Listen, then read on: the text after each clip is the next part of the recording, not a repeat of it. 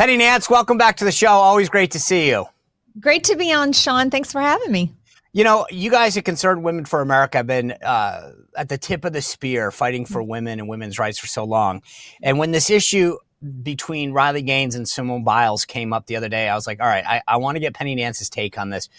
Let's just I want to walk through the timeline. And if I get this wrong, because you know how tweets are, sometimes you don't get the right timestamp, whatever, just tell me I'm wrong. But basically, this is how I saw this thing unraveling.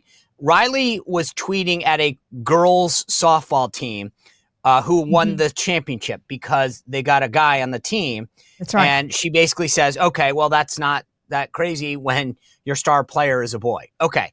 She makes that very clear. This is a near and dear issue to Riley Gaines. We all know that. Like, this has been a big deal. She was an all-star swimmer. And then out of nowhere, like when I say out of nowhere, it's like she wasn't, didn't name check her, didn't whatever. Simone Biles, the gymnast, starts taking random shots at Riley Gaines. And this is what she said. She said, "You're truly sick, all of this campaigning because you lost a race," which, claiming that she lost this swimming race in college. "Straight up sore loser. You should be lifting the trans community and perhaps finding a way to make sports inclusive or creating a new avenue where trans feels safe in sports. Maybe a transgender category in all sports, but instead you bully them." And then Simone Biles ends this, Penny, by saying, "One thing's for sure, in no one's sports is safe with you around." Is Riley Gaines the problem? Oh my gosh, what happened to sweet little Simone Biles, right? I mean, and you're right. Concerned Women for America was tip of the spear ahead of this. In fact, in the meet, the NCAA swim meet, when Riley Gaines swam against Leah Thomas, and of course Leah Thomas is a biological male, 6'2", huge, was beating everyone. Concerned Women for America and our Young Women for America chapters were doing a rally and a press conference outside saying this isn't fair. So we've been on this for about 7 or 8 years, even before other people understood what a threat it was going to be to women's sports. And since that time, we're sad that we were right, but we were, and it spread to everyone.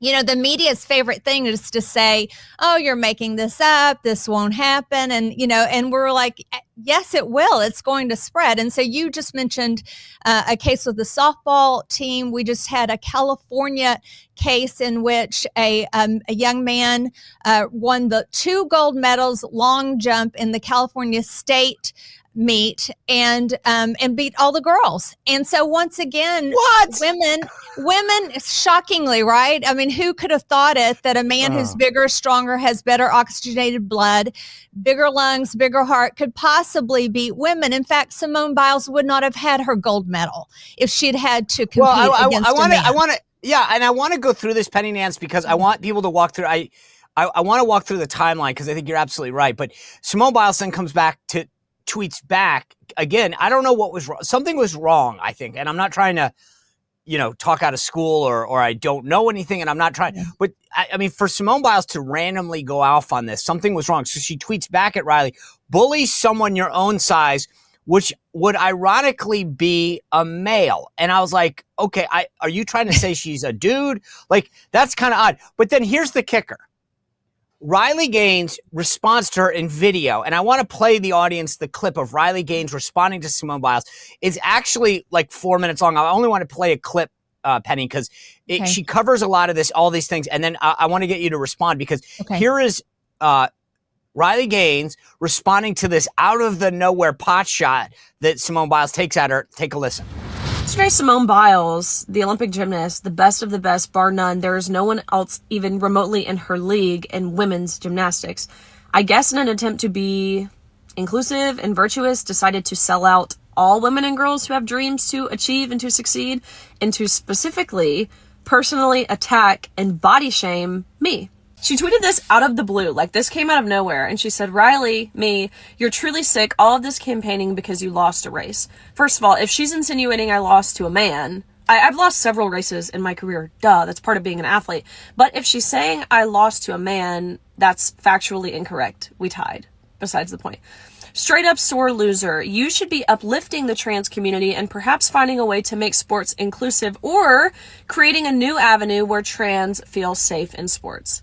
Let me get something straight. It's my job. It's the women's job. This is what Simone Biles is saying. It's the women's job to find a way for the men's feelings to be validated, for their identity to be affirmed. That's not my job, actually, at all. So to say I should be doing this is insane. If she wants to use her platform to uplift men and women's sports, then by all means. But it's certainly not my job, and I don't believe it's the job of any woman to do this. She goes on to say, but instead you bully them. One thing's for sure, no one in sports is safe with you around. I can't even make sense of that last part, actually.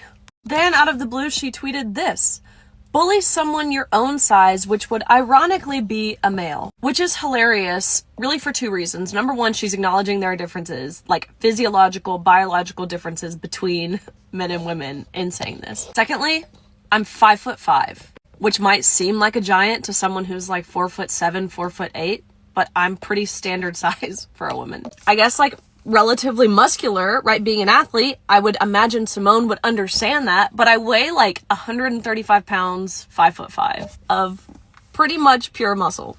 And again, if anyone would understand that, you would think it's Simone Biles, a woman who has historically been scrutinized for having a very muscular, masculine-looking body. She was scrutinized to the point she did this whole body positivity campaign. Then she has the nerve to say that I look like a man. And not to mention, this is a woman who has been incredibly brave in calling out and witnessing the horrific sexual abuse that she and hundreds of other female gymnasts faced at the hands of one sexual predator, that predator being Larry Nassar.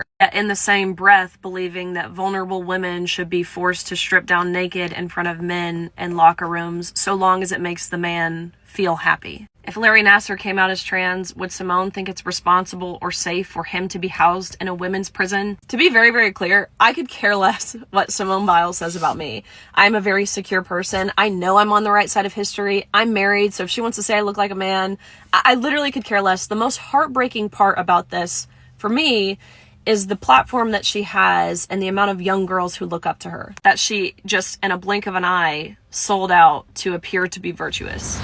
So that's the thing. You know what I loved, Penny? The level of class at which she responded.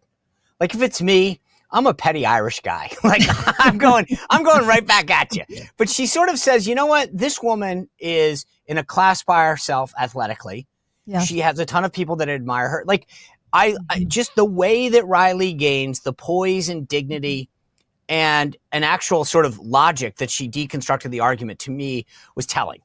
And I love the fact that she gets out there and says, you know, this is who I by the way, I do love the fact that she says, oh, by the way, I didn't lose to Leah Thomas. You tied. She did tie. Yeah, she did. But she wasn't allowed to hold the trophy. They gave the trophy to the man, which is a whole nother story. But no, I mean, honestly, that whole thing it's embarrassing for me to hear Simone Biles, who I really had a soft spot for, and just I think she was so courageous in coming out against Larry Nassar, who, by the way, had complaints against him. But James Comey was the head of the FBI during, you know, that period of time, 2013 to 2015, and nobody was looking. Finally, Donald Trump becomes president, and guess what? Suddenly DOJ's interested. So just a little history there. So I was really appreciative that Simone Biles bravely took it on, as she well should have. He was a predator. Yeah. All those women were so unsafe. And so I would think that she would have sensitivity to the very thought that a man in a woman's locker room, women who did not consent, as Kylie Allons, one of our Young Women for America members, has publicly testified to. She was at that same meet and had to go into change in a closet because she didn't want to have to change in front of Leah Thomas. How's that fair? How's that right? But I just feel like Simone Biles has set women back a couple of decades with this. I mean, besides the fact that everything she's saying is wrong, the fact that she's coming after another woman I thought the idea of feminism was to help other women, being so personal. Have you seen Riley Gaines? She's absolutely beautiful. She's very feminine. I mean, like, if anybody that knows her is laughing at what she said, but just spiteful and petty and wrong.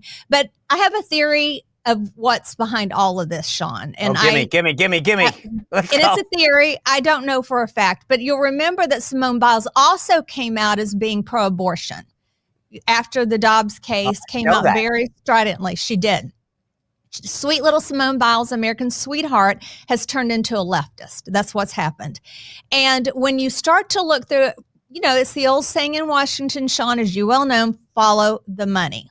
If something doesn't make sense in Washington, if it doesn't make sense, you follow the money. And so I started to look to see who is she repping these days. And not shockingly, it's Athleta. It's workout wear. Yeah. It's a very leftist company. They're owned by The Gap, which is a very leftist, DEI, LGBTQ, all the things, company, and United Airlines, and also Oreo, which is also a company that's very leftist company. Oreo, I know. You're a gymnast that's in like amazing shape and you're rep by Oreo. I'm not hating on her for that. I love me some Oreos, but regardless. I don't see anyway, that's a whole nother. I'm just thinking of myself. Like, I can see a fitness company being like, who's a good match? Oreos and Simone Biles. Yeah, we want to prove that you can eat Oreos and look like that. That's the whole plan, I guess. But I'm just saying, like, I have to wonder if part of the deal of signing on for these companies is you have to toe a certain party line on these left-wing social issues. And that's the only thing that makes sense to me, because this is kind of new thing, except that she has also lost track of normal people. She seemed so accessible when she was a young athlete, like all these things. Now what you see is her filming herself on private jets, and she's in a class on her own with, the 1%. And, I don't think she understands how like normal Americans think and the things that American moms are worried about right now, and how hard female athletes have to work. I mean, has she forgotten about that?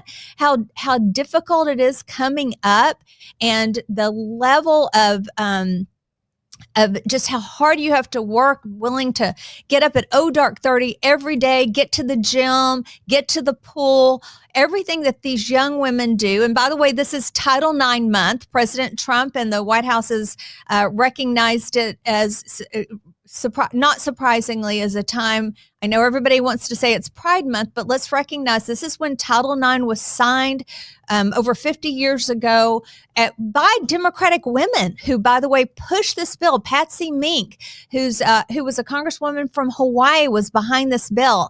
And now she's turning over in her grave that they are somehow pro-woman, it's pro-feminist to allow men and women's sports. Like, people don't get it. Even many of the women who are not conservative women, Women's Liberation Front is a group of women that CWA has worked with on this issue. They don't get it.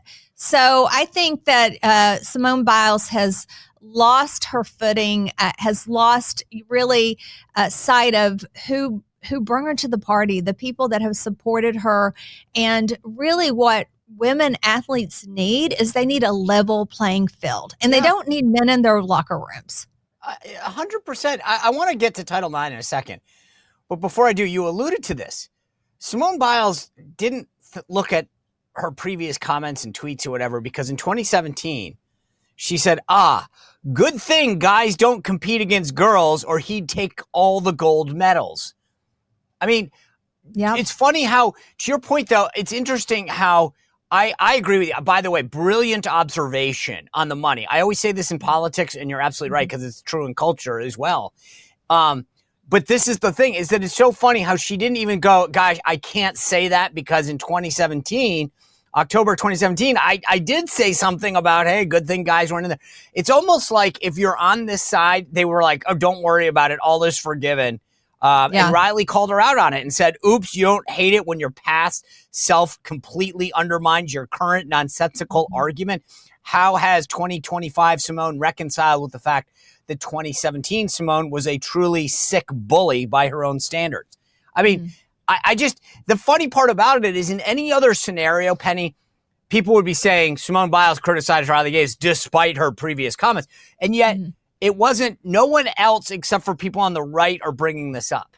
Oh, you know that, of course. I mean, there's two standards always. We can never get it wrong. Sean, you can never get it wrong. If you get it wrong one time, like they never let it go. I can never get it wrong. But the other side can make mistakes all the time. They can be sloppy with, their statistics, all the things. And so I check and recheck, and I know you do too. But Simone Biles forgot to check her old tweets, and that's probably what she did believe, but suddenly followed the money. She's in a whole different class system where it's cool to, support the trans and fly around in private jets. And by the way, I've got that great contract with Athleta, and that's her world now. And I'm sorry to see it. I don't respect that. I thought she did an incredible job as a gymnast. She's a world-class athlete. Yes. And has had a great career. I just wish she would, she climbed the ladder. I just wish she wouldn't pull it up behind her. Okay. Other young women coming behind her deserve better than what she's giving them right now. Beautiful, because J.K. Rowling, the author, tweeted exactly. She said, high-achieving women who pull the ladder behind them are owed no fealty from other women. You can be a useful idiot for male cosplayers and cheats, but you can fight to ensure that girls who follow in your footsteps have a fair shot. You can't do both. And that's the thing, Penny, is that it's like people paved the way that Simone Biles could have a category recognition as a woman in a category by themselves, right? And now she's basically saying, now that I've got all these records and I've got all these endorsements, I'm going to allow dudes in here so that there's quite, to me, that's the thing is it's like, I actually think it's a selfish thing. She's not the first, but Megan Rapinoe in soccer. Like, do you not care about all the women coming after you? They don't care. They made it, and that's all, that seems to be all they care about. But why, since you guys have been in the fight for so long and do this kind of work on a day-to-day basis, on this Title IX stuff, women like Democrat Patsy Mink, Congresswoman, as you mentioned, and others, fought and said, we need Title IX because the men are getting all the money, all the opportunities, all the scholarships. That was it. It was all about the money. They got everything. The irony of this, Penny, is insane. They're basically like a bunch of dudes are coming in and saying, okay, now that we got a level playing field, we'll go over to your field too. And they get all the scholarships, just like before. It goes exactly back to the past. And by the way, if we do create a whole new section for trans athletes, they also will eat up the money, that little bit of money that women get. There's lawsuits going on right now against the NCAA because of how poorly the women athletes are treated. Their locker rooms are substandard. Everything. The women always got the leftovers. When I was a kid, even like in school growing up, the women athletes got whatever was left over. The boys always got the better locker room, the better uniforms, whatever happened. And so Title IX was just to make sure that women had an ability to compete. But where are the women? Where are these? Why did the same women who fought for this now stay silent or advocate? Honest to God, I can't imagine, to your point about Patsy Mink rolling over in a grave, where are the women right now that are like the Me Too movement and all this that fight for women's rights, equality, protections, and then say, shh, shh, shh, shh, shh. Don't worry about it. Like, I don't understand how you can square that circle, right? I just don't. I don't understand. I think, again, it has to do with money. I think it has to do with advocacy groups that get so much money because you have to have a victim, right? It's good to have a victim that you can point to. And so the new victim du jour is transgender people that are transgender.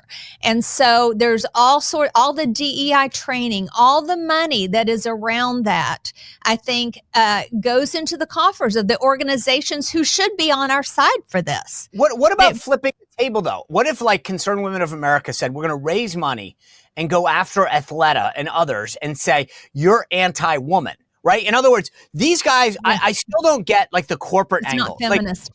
Huh? It's not feminist. The people who say they're feminist, why? it's I mean, the I would have, opposite. can you imagine, listen, I mean, because most of these companies, by the way, are run by dudes. And I got to imagine, like, seriously, like if you're a guy, like, let's just run the exercise. You're in a marketing room. And I said, all right, guys, I'm thinking about a new ad campaign here at Athleta. Petty Nance, you run marketing for us. So what I'm thinking is we come out and support us. Doesn't somebody raise the hand and say, Mark or Joe or whatever the CEO's name, hey, that's not really helpful to women. Like at some point, a guy probably is making a decision about how to screw women, and yet no one's like, I can't believe that they've gotten away with this. It's a bunch, like the whole thing to me is fascinating from a marketing angle. Let's finish the exercise. In that same room, they're like, okay, the campaign's going to be, I'm going to put a dude in a women's bra and in women's athletic clothes, and I'm going to try to sell it to them by that. I think that's a great idea, and that's literally what they do. And so, never mind that, like female doesn't models. Doesn't the Penny Nance in there go, hey Bob, no, because Penny Nances aren't allowed on their boards. People like me and people like you, Sean, don't get those board All right, so jobs. why not go? Let's go down the list of the board and go after these women and say, why are you standing up for? I mean, I get like there's got to be a weak link in somebody to say, like, for the same reason that it happened, right? So there was a waterfall when they were doing Title IX, which enough women stood up and said, enough. We're willing to fight for our rights. The same thing with the Me Too movement. All these women got together and said, enough. Okay. Why don't we now stand up and say, look at some of these women on boards and say, why aren't you? I mean, because the same pressure that's getting them to cave one way should actually get them to cave back the right way. Well, I think the answer is a little bit different. I feel like boycotts are so difficult. I mean, I think about Target but exposing them. Well, sure, and exposing who are on the boards. Is that what you're saying? Like, these are the basically find find Mary Smith, who's on the board of Athleta, and then literally going after Mary Smith and saying, stand up for women, Mary Smith, or something like that. But like, to your point, I get the boycott piece. Like, that's conservatives have never done that really well. We're not good at it.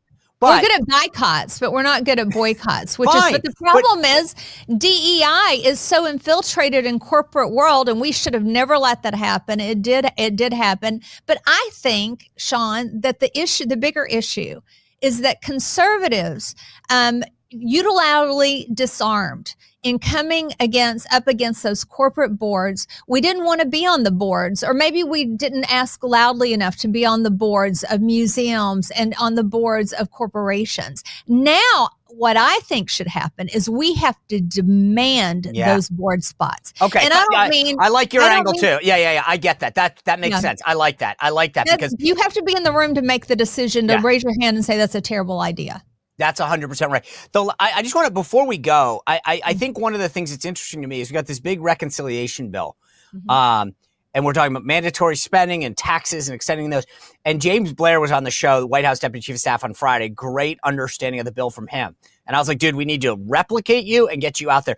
But he's running through all these other actions that are in there in terms of like the border. And one of the other things he brought up was sort of the transgender stuff and the surgeries. And I didn't realize that was in there. And so what do we need to know about this, and how big of a deal is it? It's a huge deal. I mean, and I don't, do you talk to you about Planned Parenthood while I was at it? I mean, there's a lot in this bill. What do we need to know how about this? Let me put this back on you. If I'm a conservative who cares about transgender, life issues, etc., what do I need to know that's in this bill that I should care about? You need to know that the federal government has been spending your money through Medicaid to pay for transgender surgeries, cross-sex hormones, and have been giving to the tune of $700 million a year to Planned Parenthood, who not only is the nation's largest abortion provider, but also is the second largest propagator of cross-sex hormones to kids, and adults. So the issue is suddenly, when the time is ripe and basically the speaker's looking through the couch cushions of the nation trying to find change and ways to cut in order to get this bill done, Congress is suddenly listening, and we've said to them, this is a waste of taxpayer dollars. And so it's in the bill. We are no longer, for 10 years, there will be no funding for abortion or for cross-sex hormones or surgeries. This is all comes through Medicaid. And that's what the left means when they say that, they're messing with Medicaid. No, they're just no longer having waste, fraud, Why and only 10 years, in Penny? Medicaid. Why only 10 years? I don't get that.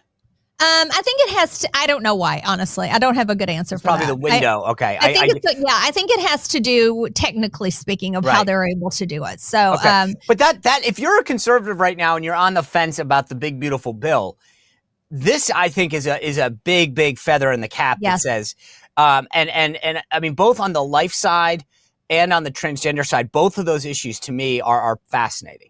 And you'll appreciate a little behind the scenes there. There was a couple of moments there where we didn't know if we were going to get this done.